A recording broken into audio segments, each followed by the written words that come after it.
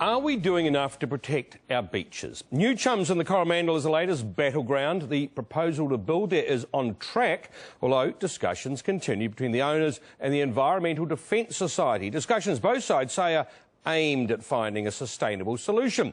But should it have even come to this? Last-minute horse trading, no guarantees. Should we have a workable policy in this country to preserve our outstanding beaches? What do you think? Let us know by voting in our close-up poll. Do we need special protection for beaches like New Chums? Text yes or no to 8875. Given we don't have any protection like that at the moment, there appears nothing to stop the development meeting our existing rules. But that hasn't stopped a growing wall of protest, something we saw 2 weeks ago when we took you to New Chums. The blueness of the water, the clearness of the sky, the smell of the air is so pure. It's one of the most pristine places on earth. The sand on the beach is so clean. It's just everything is perfect. With a reputation overseas as one of the world's best deserted beaches. It's a place that people come to experience nature as it could have been thousands of years ago. It's completely untouched. But for Linda Cholmondeley-Smith, it's more than a beauty spot. It's part of her family fabric. We really need to save it. It should be a national reserve, planted back in Kauri and stay that way for generations. So the fight to protect one of our last unspoiled beaches has become a very personal one. I nearly cry about it when I think about it because it's so important, it really is. Important, all right, which is why we've repeatedly asked John Darby, one of the owners, to come on and explain his plans, but he's repeatedly said no.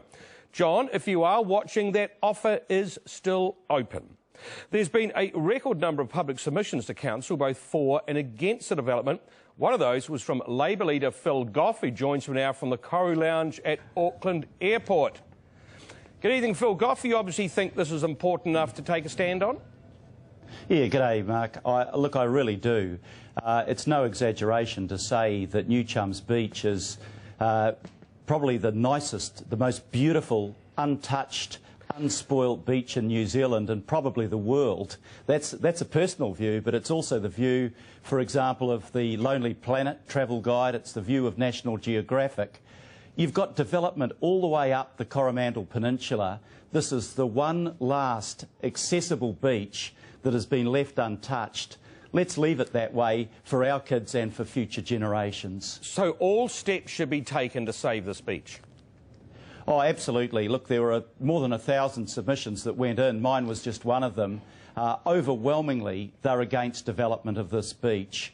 And, you know, what I say to Kate Wilkinson as Minister of Conservation, you've got on your desk a National Coastal Policy Statement. It's got clear recommendations. For heaven's sake, your job is to be advocate for the environment. Please make sure that you act on these recommendations, that you add your voice to not develop this beach. Leave it as it is. It's beautiful. It should be like that for the rest of time. But why raise your voice now, Phil Goff? I mean, and why should we trust any politician? Successive governments have had opportunities to save this. Now, all of a sudden, everyone's climbing on the bandwagon. Well, you know, I'm not climbing on a bandwagon. I didn't even know I was going to be on this program. I made a private submission, but certainly with the support of the Labour Party. I don't know what's happened in the past, but I do know this. Under my leadership, the Labour Party is unequivocal about the need to preserve this beach. This is something that we need to leave for future generations.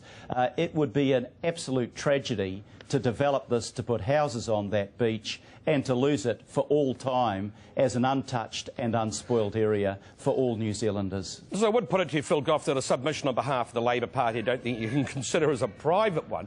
But what I'm getting to is that back in the 80s they could have bought this beach. I understand that Chris Carter considered it under Labour's administration, but it was too expensive. Each success... Well, you know, I disagree that it's too expensive. They're talking about $20 million.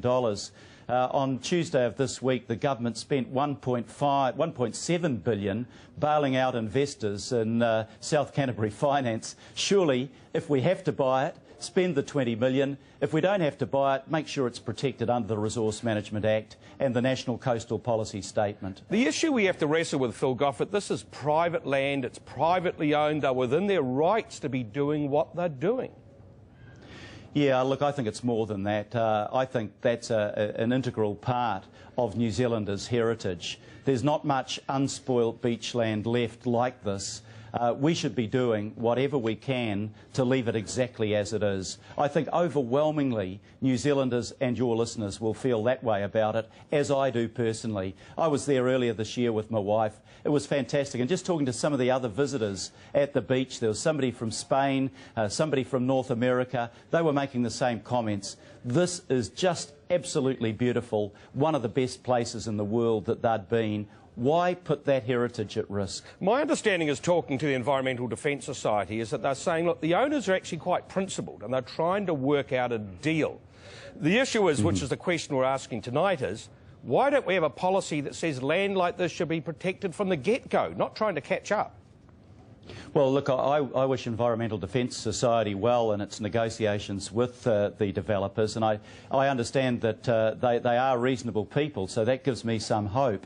But yes, there should be that National Coastal Policy Statement there. It was started under Labor. It went to the current Minister for Conservation. She sat on it. She's done nothing about it. But then she is the Minister that signed her name to a paper opening up 500,000 hectares to mining and national parks. So I don't hold out a lot of hope from the government, but I think New Zealanders will make their voice heard, as they did on the mining issue in national parks, and I hope the government then listens, or is forced to listen. Aren't the existing rules, though, toothless? Under the Resource Management Act, there's nothing to say don't do it because it's pretty, we want to keep it.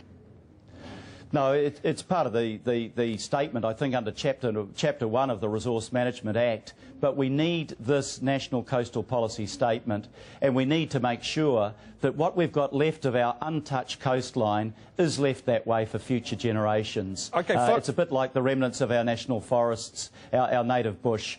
We moved to protect them. Now we need to move to protect our coastline. Look, finally and briefly, Phil Goff, what can you do as Labor leader to try and stop this? Well, I've raised my voice, and on behalf of the Labor Party and the submissions I made directly to the Thames Coromandel Council, I'm happy to lead a delegation to the Minister of Conservation to beg her not to allow this development to go ahead. Look, if the government has to buy it, then buy it. If they can stop it in any other way, by the Resource Management Act, by the Coastal Policy Statement, then they should do it. All I'm interested in is the outcome, that we preserve this for future generations of young New Zealanders. OK, Phil Goff, thanks for your time tonight. Thanks, Mark. That was Phil Goff. He's willing to beg to keep the beach for New Zealanders. What do you think? Do we need special protection for beaches like New Chums? Text yes or no to 8875. We'll have those results for you at the end of the program. So to the results now from our poll. We asked you whether you think there should be special protection for our undeveloped beaches like New Chums and the Coromandel. We got just under 10,000 votes. Here are the results now live. And, oh dear, overwhelming 92% of you think protection is needed. Only 8% said no.